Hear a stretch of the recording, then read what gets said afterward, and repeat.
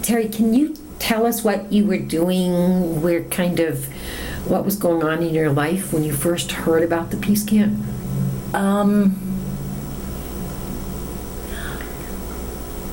At that time, I was traveling around visiting different women's self-defense groups and schools.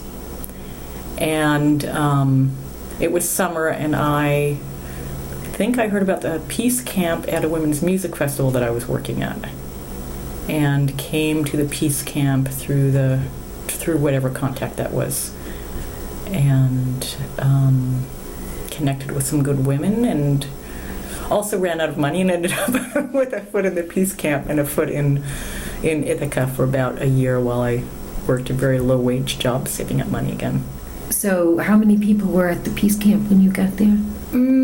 Well, it was summer of somewhere in the late 80s, like 1988 or 89, and a lot of women were coming through from Michigan at the time. I think various women were there for about a day or two, so like 10 maybe at the most, but then over the winter there were about 3 of us. There was me, Phoenix, Z, Red Wolf, and Jane was there for a while, and then every once in a while somebody on the weekend like you or one or two ones and twos would come through, but it wasn't the crowds of women that had been there in the early times. So can you tell us a little bit about what life was like at that time at the peace camp? Life was really quiet, actually. There were just, usually just 2 or 3 of us there at a time. Sometimes I was there by myself. Sometimes someone would come and we would tell them about the camp. I remember one time a young man came whose either father or stepfather had been very abusive to him and his mother, and he wanted to learn all about nonviolence and peace, and he had heard about the camp, so he came and knocked on the door, and we gave him some references to groups that would be appropriate for him. But mostly it was just us kind of just living and keeping the camp together and doing, yard work or repairs or just eating and cooking and sleeping and doing all that. And then I was working, I think Phoenix had some kind of income. I think Z had different contracting jobs she was doing. I was working at a restaurant in Ithaca. I got a job at a restaurant because I thought at least then I'll eat once a day, and I ended up getting a job at Cabbagetown through Samoa. She knew Sharon Kuhn, who was managing the restaurant at the time, so that was a good connection. But you lived on the land? I lived on I was living in my van, so if I was working several days a week, I'd sleep in town, and then when on my days off, I'd go to the land. And had you ever lived rurally before? I hadn't lived rurally except when I was involved with the women's resistance camp in Germany, and that was camping on a field out in the country in Germany in an area called Hunsrück, where at that time, I'm not sure if it's still true, but at that time it had the highest concentration of U.S. military bases per square mile of anywhere on Earth. And this was in the early 80s, and there was a big move to stop cruise missiles and Pershings, first strike nuclear weapons, from being stationed in Germany. And the German women were really inspired by the Pentagon action, the Women's Pentagon action in Greenham Common, and decided to make their own camp. And that was they were just starting when I moved over there at the very tail end of 82. And so I was in on that and the planning groups, and remember finding out where this base was going to be, and then from then we were able to plan where it was. But I'm a child of the working class suburbs pretty much, and I've lived either in the suburbs or in European cities, but never out in the country, except for at the camp or at the camps or at women's music festivals. So tell us, if you will, about this German. We haven't had anybody that had that kind of perspective of what it was like to be in Europe at the time when the first strikes were underway. There had been a very strong anti-nuclear movement already and anti-militarism movement, and like the dynamics in many mixed movements, there was a lot of sexism, and the women were pretty sick of it. And of course, at that time, the early 80s were coming on the tail end of the 70s, which was a very, very strong feminist movement, and also the lesbian movement was, at that time already, had grown pretty strong. And so all these forces came together with the urgency of keep first strike weapons out of Europe, and also the inspiration of Greenham Common. And so the German women they were inspired and wanted to do something. And so there were planning meetings. And at that time it wasn't Germany, it was just West Germany, which is about 2/3 the size of California. So it was possible for women to come from the entire country to national planning meetings, and it was all pretty much young women in their 20s and 30s, although there were some older women from their 40s to, on up to 60s.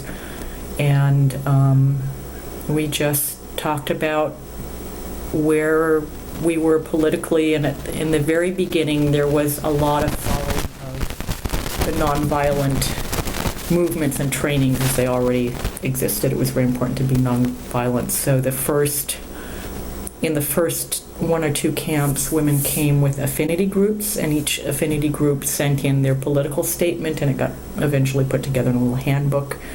In following years, it was a little bit looser, and women would still come in groups, but it wasn't like, we're going to follow this exactly the way that these other groups have done it.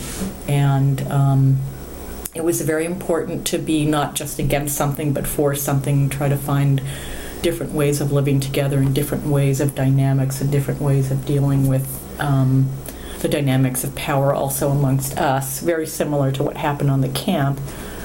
And we didn't go as far as you can't offer any addictive substances, which I thought was great. And even when it was just Z and Phoenix and me, we would hold to everything that had been agreed upon at the camp. But a lot of stuff did, there was a lot of development because most of the women were pretty well educated. They were university women, and there's a certain way that intellectuals talk amongst each other, and they interrupt each other a lot. And some people just come from families where they interrupt each other. And I remember in the first meetings, there was a lot of just overlapping, jumping in and women interrupting each other. And then over time, women really learned to listen to each other. And that was just one sign of just how women were opening up to each other and becoming more connected. And living at the camp, now the camps in Germany were only during the summer on a field that was rented from a woman who was a farmer in the area. And then we would go from there over to where the base was to do different actions, or go around, or or if something happened, like there was a woman who was raped and murdered, and so there was an action in the biggest town, a political action in the biggest town that was there in the area.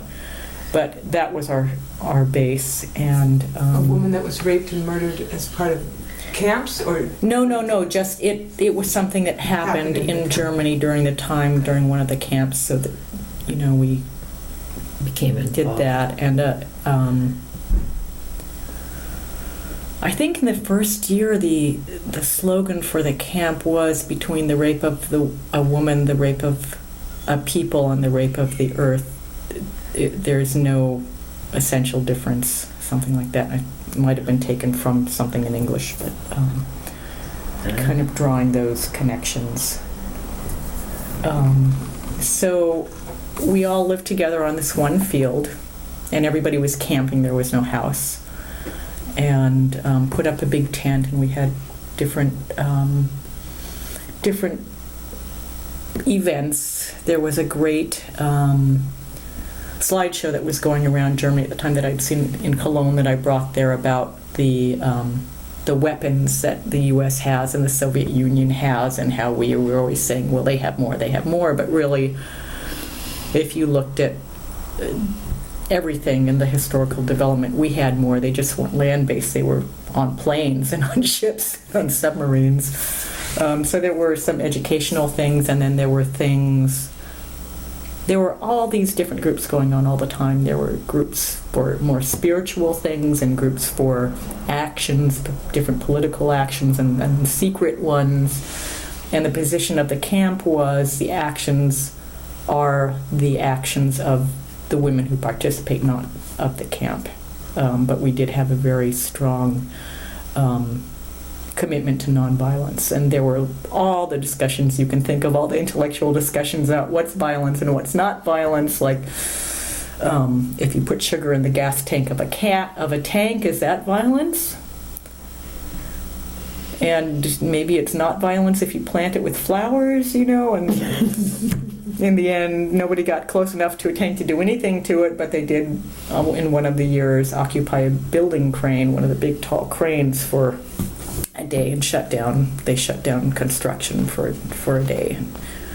And then there were a lot of trials after that and going through all of that, and some women ended up in jail.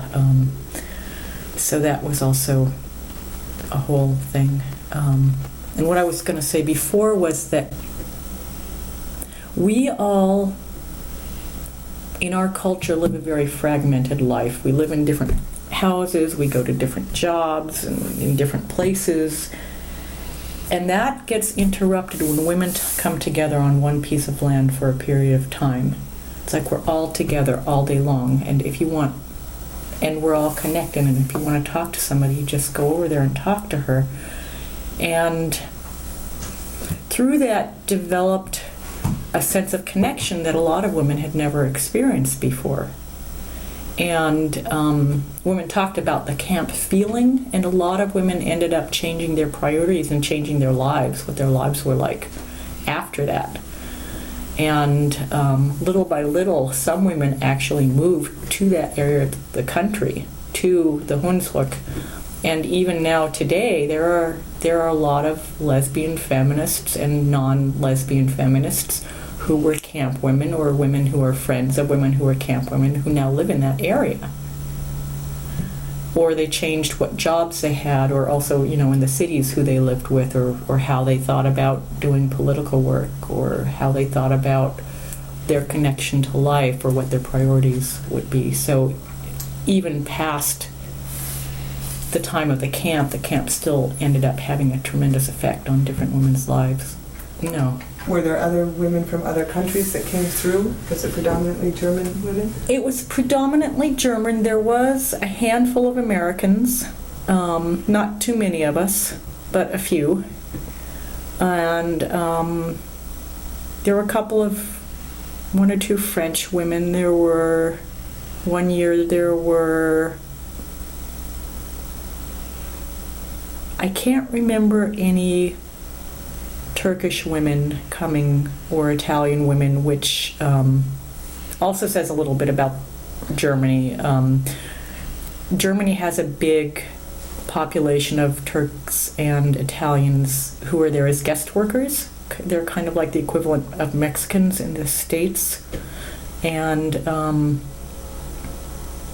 I would say most of the women were German, and most of the women came from a fairly middle-class background, although class was a little bit in discussion, but not that much. That's something that I found much more in the American movement when I was here at the end of the 80s, beginning of the 90s. So I think that got kicked off maybe a little bit later.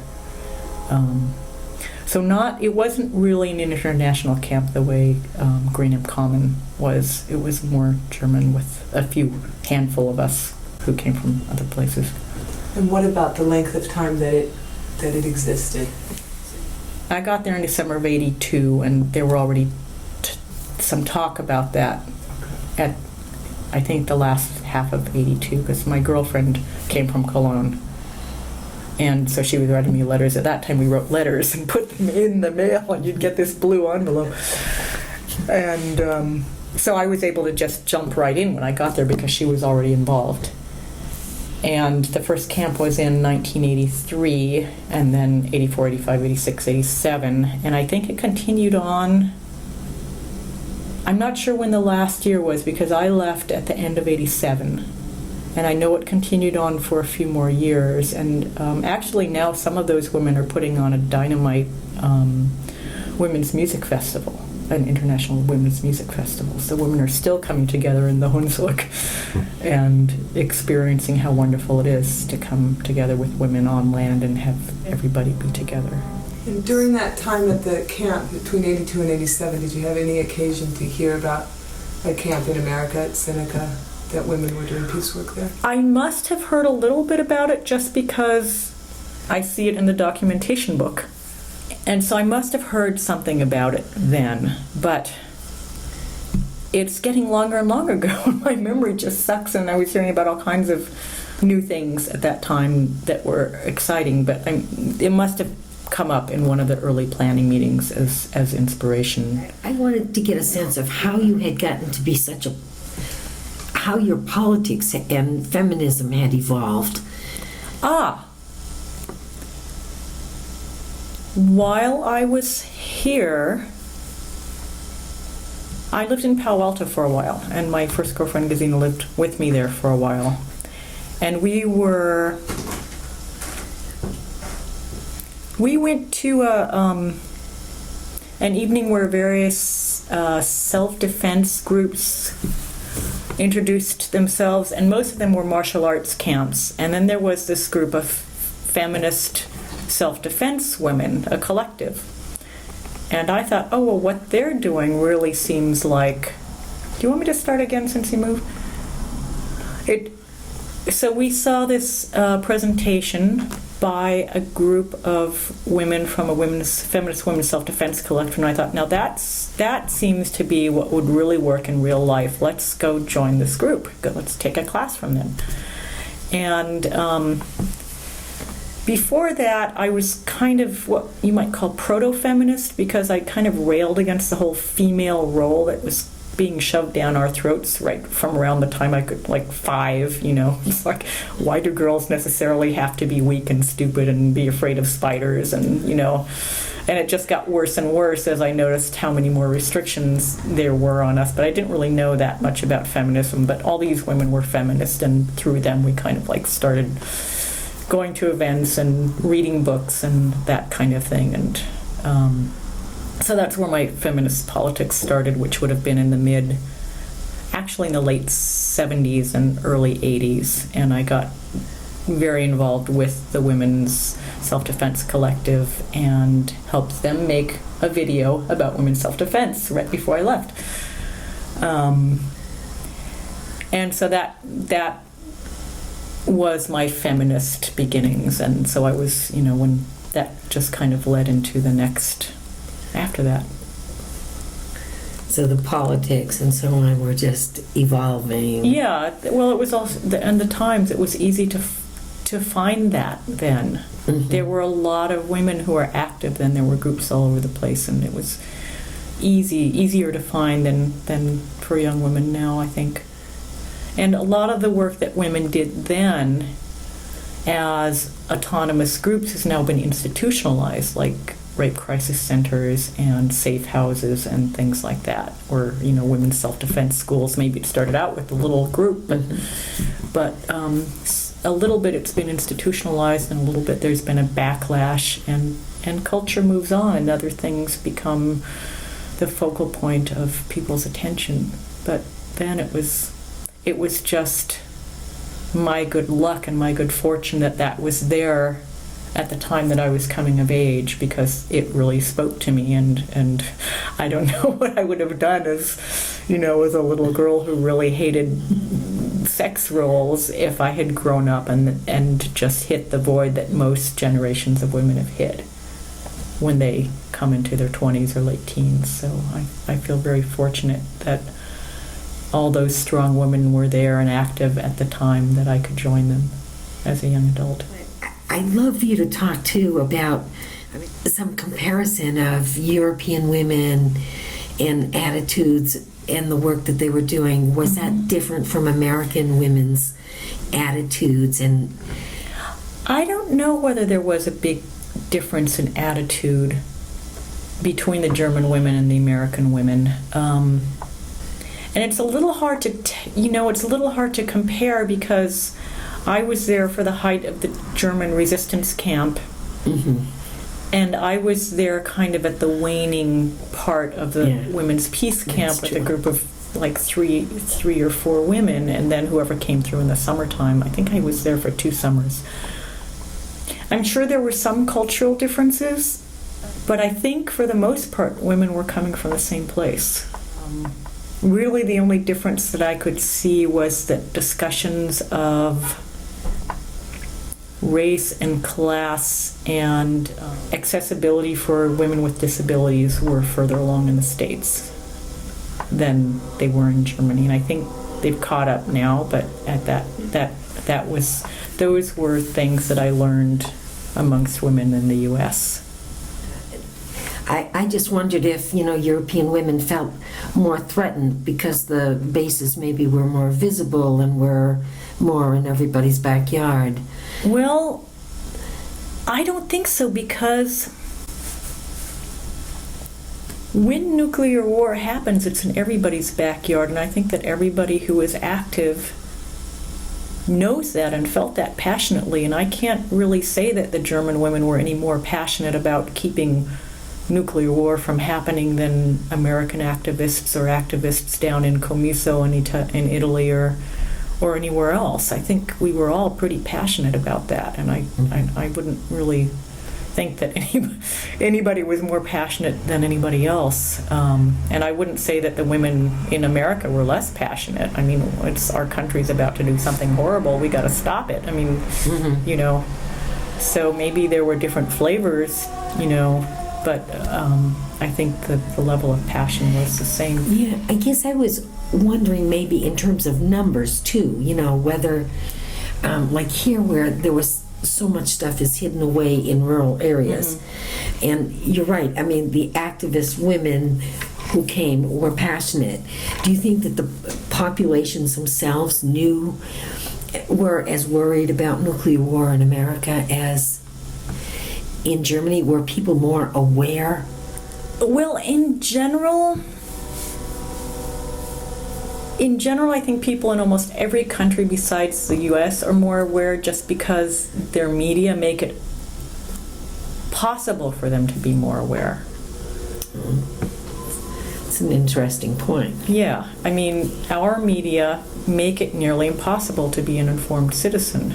You really, really have to dig if you want good information and accurate information.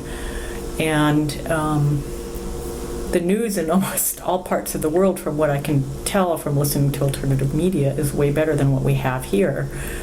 Also, I think in every country you have mainstream folks who are just going to their jobs and raising their families, and as long as they're okay, then everything's okay. But I think in general, folks in pretty much every other country there's a greater percentage of folks who are much better informed than here. Well, there was snow on the ground.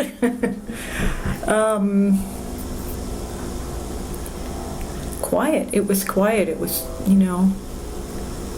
trying to stay warm. I was fortunate because in my van I had a little gas heater, so when I went out there to sleep at night, I turned that on and it was warm in 5 minutes, and then, So did you stay in the van through the winter?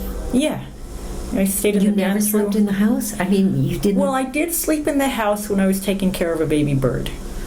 Oh, tell us about this baby bird. I found a baby bird, and I was taking care of it. Now, at that time, somehow a kitten came into my life, and this kitten became a cat. And this cat was in my life when I found a baby bird that I took care of. And so obviously the cat and the bird did not mix, so the bird and I were staying in the house and not in the van at night, which was very interesting because that brings me to the zapping. With the camp, a lot of women had a feeling that the camp was being zapped by microwaves, and microwaves are a mythical thing in a way. To me, it felt a lot like when the Chernobyl fallout came down when I was in Europe in the 80s. because you can't see it, you can't smell it, you can't sense it, but somehow you know it's there. And I had seen the presentation that did with the documentary from the British Channel 4 about microwaves and how they were being used by the Soviets and by the U.S. as a weapon and trying to be developed by a weapon, and a lot of women felt that the camp was being zapped. And some of the symptoms that I was talking about, I started feeling after a while, like that feeling of weight on your chest, and the whole thing of it affects you on a cellular level, so whatever your weakness is gets to be exaggerated a little bit more. And what my thing is fatigue, so I was fatigued a lot more. But what really, really shocked me was sleeping in the house. I had a nightmare of nuclear war. And I've been blessed to be a person who doesn't have nightmares. And I dreamed of the flash and the mushroom cloud going off not too far from the camp.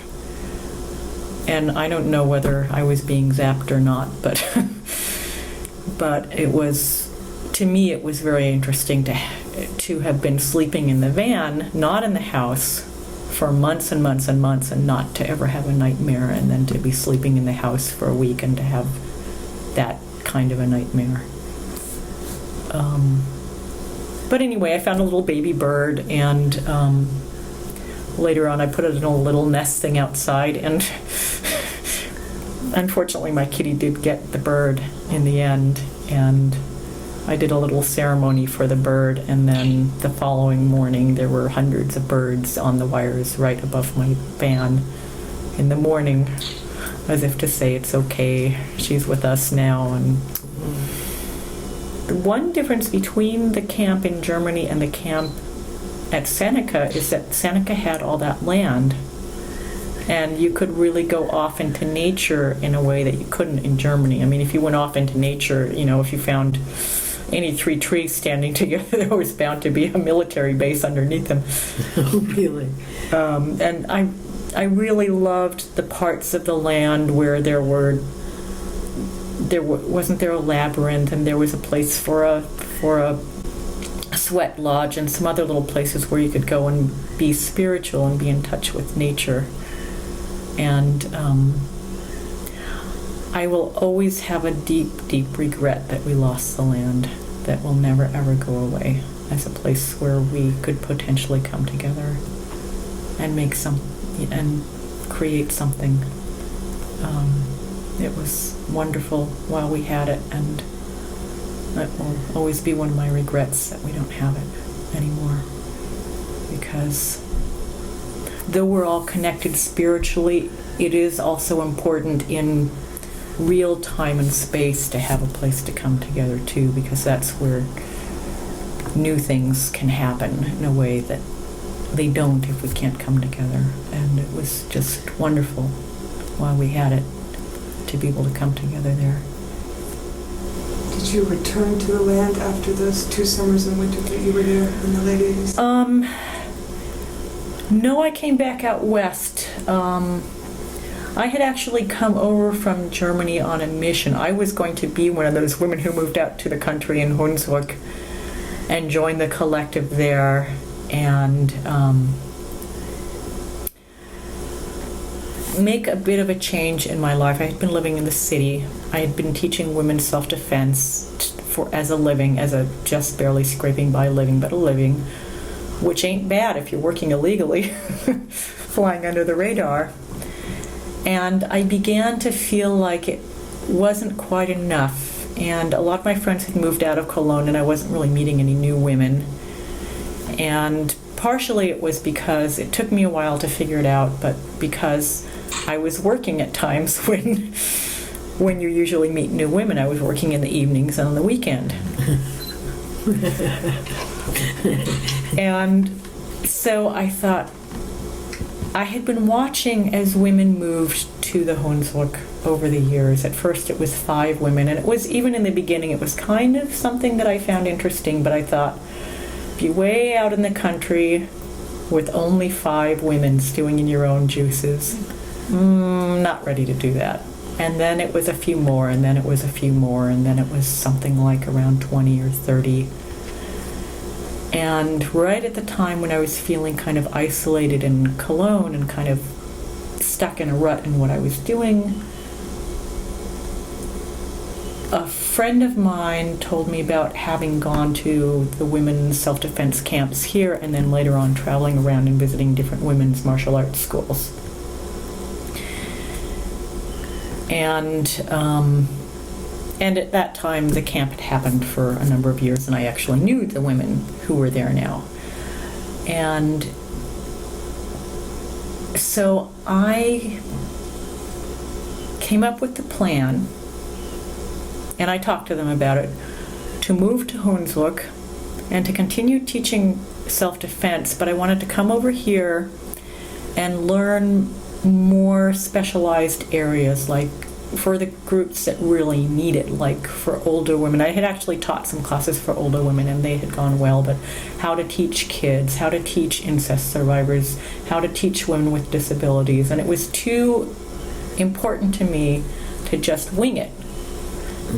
And the women's self-defense movement was about 10 years ahead of Germany, so I thought I'll come over here and maybe even do some exchange with some different groups and, come over here for a year, travel around, and go back and still have this be what brings the cash in, but also like plant the crops and milk the cow and make the cheese and be living with a collective of women who also are my political peers and who are also doing political work and also do political work and have this wonderful holistic life.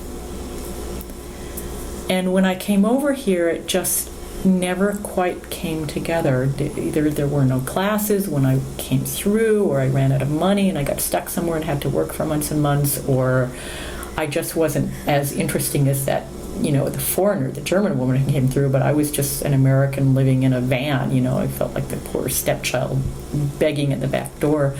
But it took me a while. It wasn't until a couple of years after that my class analysis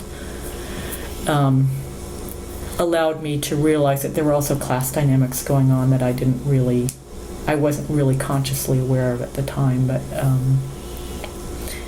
and somehow it just never really came together, and I just got stuck in these horrible jobs, working to survive and to go to the next town, and there were no cell phones. I wanted one, but you had to have an address for a cell phone, so I couldn't have a cell phone, and so hooking up with women was just kind of by luck, and after a couple of years of traveling around and having some good experiences, like at working at women's music festivals where I met you, for example, and learning a lot through that. It wasn't just all fun and games. Women were again trying to figure out, how do we all live together? How do we all work together? How do we create a structure that is mutually respectful to everybody? One difference that I found between the camp in Germany and the camp at Seneca and among the women in general, also at the women's music camps, was that the consciousness and level of discussion around race and class and ability and accessibility was a lot further along than it was in Germany. I think part of it is just as the race things is because we have a long history of race being a tremendous part of how American culture is, and a tremendous part of what affects people's lives and dynamics, and we have a long history of political action around race, so that's something that kind of comes with being any kind of politically active American, I think. Class was further along, and I'm not sure why that is, because Europe in general has more of a class consciousness, and Marxism and socialism weren't so demonized in Europe that they just put a scare of, I don't know what, into everybody the minute that word was used. Even witnessed the last presidential campaign where, after they tried everything else, they tried calling Obama a socialist, and that still has the power to scare. But in spite of that, I found that among women here, there were more discussions around issues of class. And maybe it's because there were more working class women coming into these activist groups, I'm not sure. I don't know why. I don't know why that was, but I found that wasn't happening so much in the mid to late 80s when I was in Germany, but it was clearly a discussion that was already happening when I arrived at the Women's Peace Camp and when I arrived at the Women's Music Festivals. They were very clearly addressing those dynamics. And one of the reasons I never worked for the Michigan Women's Music Festival was because I heard they treated the workers like shit. And that they also treated the craftswomen pretty badly too. And I don't know how true this was. I only spoke to some women who had some bad experiences and heard about some others, but I felt less able to support that. And at some festivals that I was at, there were odd dynamics, like the women who put the camp on and the performers, they had their special food and then everybody else had the other food. And I was only at one camp, actually, one women's music festival, where I had the feeling we were all on the same side, and that was Rhythm Fest, that was run by Michelle Crone and her friends, who had been workers at Michigan. And we all had the same food, and we all had the same information. And if anybody had a good idea, it wasn't, well, we'll consider it maybe for next year. No, it happened the following day. Everybody had different levels of responsibility, but everybody had the same level of respect, which I found wonderful and was very inspiring. And that could only have happened through either Michelle Crone was an extremely exceptional person, but I think that it also happened because discussions around dynamics of class and privilege and how do you use your privilege and had already happened. Yeah, there was diversity. There was Phoenix. She was there a lot of the time that I was there, and she comes from a pretty poor background in West Virginia. Where does she come from? Virginia. There was Z.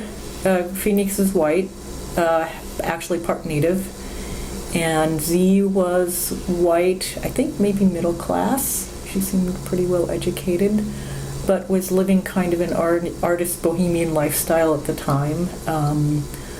There was a woman named Jane who was black and came from a pretty poor background. I think she and her mom had lived in a car for part of her childhood. And then there was me. I come from a working class background, but I didn't know it because when I was a kid, we weren't rich and we weren't poor, so I thought we were middle class. That is the naive background that I came from at the time. During the summertime, there were more white middle class women coming through after Michigan or some of the other festivals. So it was a pretty good mix. And with that configuration of women, there were discussions of race and class at the camp, and also about violence, and some issues came up, but I won't get into a lot of that now. But we definitely were talking about things in the same vein, even though it was years later and there were just 3 of us there. And though there weren't very many of you Mm-hmm. there, did you have a sense of a larger circle, either of women who were involved in how you made decisions there or who had been involved over the years? We definitely had a sense of being connected to a larger web of women.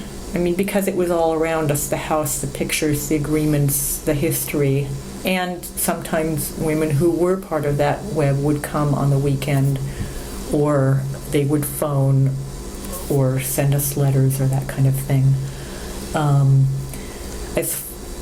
As far as the day-to-day living, I'm going into town, do y'all need anything? That was just like, living in a shared household anywhere, really.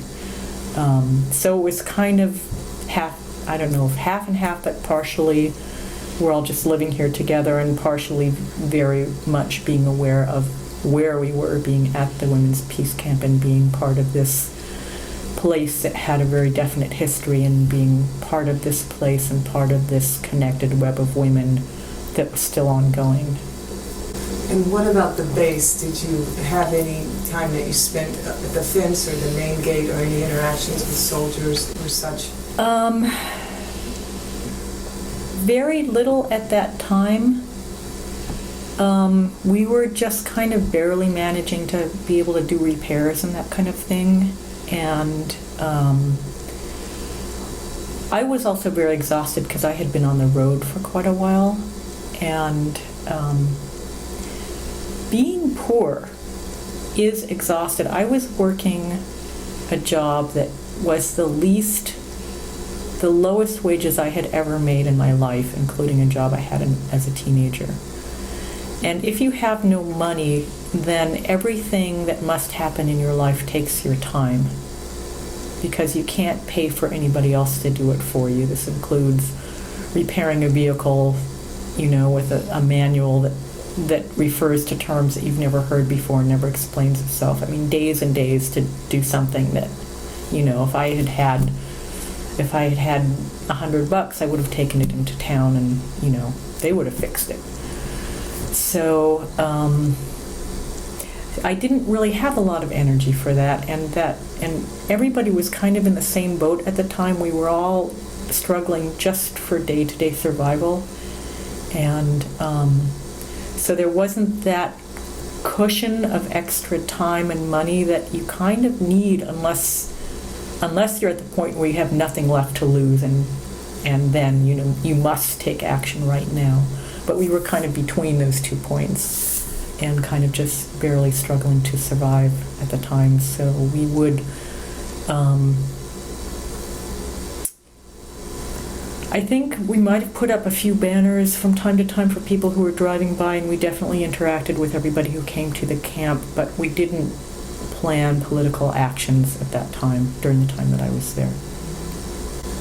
And you mentioned zapping earlier. Was that ever something that caused you to question whether you should be on the land or be there? Towards the end of my stay, I did start noticing that I was experiencing some of the symptoms that were talked about in the film. But I think at that time I was probably already planning on moving on, and so that wasn't the reason that I left the camp. It was just part of my experience at the camp. When you were at the camp, how was it living with people there? I mean, any place people have conflict, or what types of conflicts came up? I was really lucky that the three of us got along really well for the most part. We were all willing to follow the agreements that had been made about how to live on the land. Though we joked about it, like if someone had a 6-pack of beer, now I'm not offering any, but if you ask me for one. As far as the agreement about not offering addictive substances, and we all had a very similar sense of humor and were pretty respectful. During the summertime, women would come through often after Michigan or something like that, and then it was just fun to have other women around, but they didn't really stay long enough for a conflict to arise.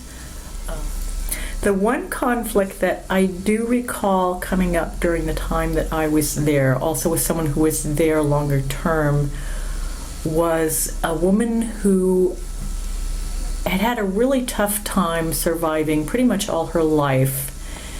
And she brought a shotgun to the land. And it took a while for us to know that. And I was personally a little bit not intimidated by her, but intimidated by the situation, because I just did not know how to deal with it. And partially I just wasn't there. I was still working half the week. I'm going to kind of paraphrase, quote, Pauline Bart, who did some very interesting research around how women successfully defend themselves. And a lot of times what people will say, well, did he touch you? Did he do anything to you? No, well, then it wasn't a violent situation. But she says, Pauline Bart said that, and I hope it was her and not Jay Spiro or one of the other self-defense women, but the important point is the minute you encounter someone's physique, you encounter also their ability to be physical with you. And so if you encounter a big, angry guy who's, twice as big and heavy as you are and very angry and talking about being violent towards you, there is violence there. There is violence in the dynamic, even if he never raises a hand. And in a similar way, there is a violent dynamic when a weapon is present, even if no one takes the weapon in the hand. And because of that, it was very important to make that situation as nonviolent as possible. But the agreement that was made was that they would break the shotgun down and put it somewhere, and that they would give it back to her when she left the land. So it ended up staying on the land because she didn't want her possession taken from her. But it was kept on the land in a way that was as close to being nonviolent as possible. But it was kind of shocking at first that someone had brought a gun on the land. But she was living out of her car, and that's where all her stuff was, and she didn't have anywhere else to leave it. So it was scary at the time, but in the end,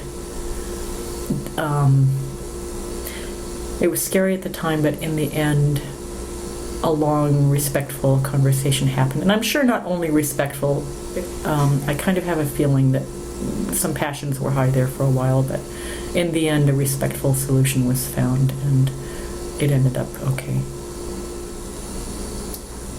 And as far as other agreements that might have been made by women at the camp prior to your arriving, how did you come to know about them, and how did you come to know about what had happened at the camp in previous years? There was a lot of literature left there still, and so we read it, and I think Phoenix had been around a lot longer, so she told us a lot of it. There were posters on the walls, and part of it, I don't know. Part of it was they just knew, and that was part of discussions when I came. And it was part of, even with three lone women there holding the camp together, it was still there and very important as far as the dynamics of how we lived together. The question of what I took from the camp is a little bit of a complicated question, because the kinds of experiences that I had at the camp overlap quite a bit with the kinds of experiences that I had working women's music festivals and the experiences that I had at the German Women's Resistance Camp, and even some of the experiences that I had in the Women's Self-Defense Collective in California and at the women's fighting camps that I went to in Germany, in Holland, the International Women's Fighting Camps in Holland. So it's a little bit hard for me to sort it all out. Definitely something was added to my experience. I think toughing it out in a feminist environment with some kick-ass working class women was a main thing that I took from my experience at the camp that I hadn't really experienced before that. Just getting through tough times together and still keeping a political consciousness as part of our day-to-day lives. As far as German women and American women activists, right around that time when I was at the camp, maybe a year before or after, some of the women who were involved in the German women's resistance camp used their connections to some of the U.S. activist women on the East Coast and got together and did an exchange. It was several weeks in the summer of one of the late 80s years, and I was also able to participate and be part of that. And we visited, for example, Brooklyn Women's Martial Arts School in New York City, and we visited Jennifer Miller, who's an activist and does consciousness raising and fire juggling. And we all stayed at a camp and had small group discussions on various topics. And just shared our experiences about a number of different things, and had an anti-racism workshop. And probably a lot of other wonderful things that I've forgotten. But so to answer the question, there have been some connections between the German activist women and the U.S. women. I'm not sure how they started, but those connections are there too. And I can't remember, I don't think going to the camp was part of it at the time, but some women who had been at the camp were also part of the exchange program. The way I found out about the land being foreclosed on is really a 21st century thing, because every once in a while I'm waiting for commuter traffic to die down so I can get home, I go online at work. And I had, from time to time, Googled peace camp women's names who I knew, or the peace camp, and somebody had put up a website. And I believe through that I was able to get Estelle's phone number and call her. And she told me that the land was being foreclosed upon. And I really wished that word had gone out sooner, because I was really sure that there were many other women besides me who would have sent $50 a month or $100 a month or whatever we could afford, $20 a month for the taxes, and I just never knew that was a problem.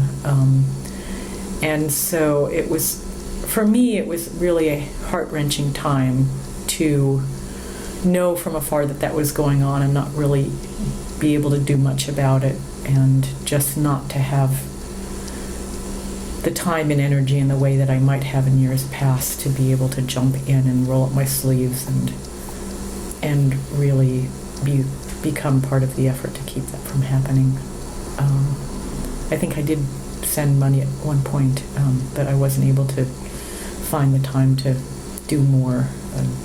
I wish I could have, but I kind of struggle to get through every day and every week now as it is, and wasn't able to do more than that. Why do you think other women would have supported that land, and why, for you, what was important about that land and the hope that it continued, even though so little energy and people were there? For me, the importance of keeping the land, even if we weren't coming together on the land at the time, was the land's potential. And part of it is that there is so little women's land at all anywhere on Earth. Land that is in the hands of women who dream of a different world. And as long as that land existed, it existed also in our hearts in a different way than it does now, at least for me. For me now, it exists only as a memory. So that's the one thing. And the other is its potential, just to keep the possibilities open for whatever we could create there. And it is so difficult for women to get their hands on resources. And we all know the reasons why. We don't have access to as many resources, so to have something that we all own collectively that we can all do something with is very, very wonderful and very, very rare. And the land was paid off, which breaks my heart. It wasn't a matter of land payments. It was a matter of just being able to make the taxes. And I know some dirty tricks happened and all of that. And I know women have a hard time surviving, and it's hard to do that little bit extra. And I'm, in spite of all of the regret that I have, I'm still grateful to all of the women who managed to help us keep the land for so many years. And I'm also, part of me wishes that the cry for help had gone out much, much sooner. And personally, I know how hard it is to ask for help when we all think if we're just strong enough, we can make it happen on our own. But I really, really wish that the cry for help had gone out to Lesbian Connection and to some of the other women's, maybe some websites that, hey, this is what's happening with the land and we really need your help. And if anybody can subscribe for any amount every year by a certain date, please help us. And the Peace Camp lived, and I think continues to live in the hearts of many, many women, and I think many women would have been willing to give what they could over time in order to keep the land in women's hands. And that's how I feel about that. And I hope if we ever have the chance again, that we'll give each other a better opportunity to support what we have than we managed this time around. So one of the delightful memories I have about being at the camp in winter was that when there was snow on the ground and there were all the footprints in the snow around where the house was, and there were the floodlights outside. They were, I guess, for security or safety or whatever. Well, at that time, a little kitten had come into my life and was kind of becoming a cat, but was still very playful. And this was a very intelligent kitty with a lot of presence. And he took delight in everything, and he was just sure that in every little hole there was some little thing to pounce on. And so he would pounce on one shadow after another at night, just sure he'd find something sooner or later, and he never did, but he delighted in it anyway, and it was a lot of fun to watch him. While I was there, as far as other people having animals, I believe Phoenix had a dog named Métis. Not sure if Métis was there the whole time, but Métis was there a good long part of the time. And then there were animals that lived there. There were some camp cats who lived there. There was a big orange kitty who lived there. And then there was the time that Métis was barking at the back door. And we opened the door, and there was a dead possum on the footmat. And so Phoenix went to get the broom and the shovel to remove the possum. And when we went back out there, the possum was gone. It had been playing possum. As far as partying goes, I think the Phoenix Cafe was before or after my time, but we did hang out and have a beer from time to time and make a campfire and just do what human beings have done for millennia. Gather around a fire and be human beings together and tell stories and laugh and be outrageous and get tired and stay anyway and get way, way, way too sleepy and stay anyway and eventually crawl off to bed with a happy feeling.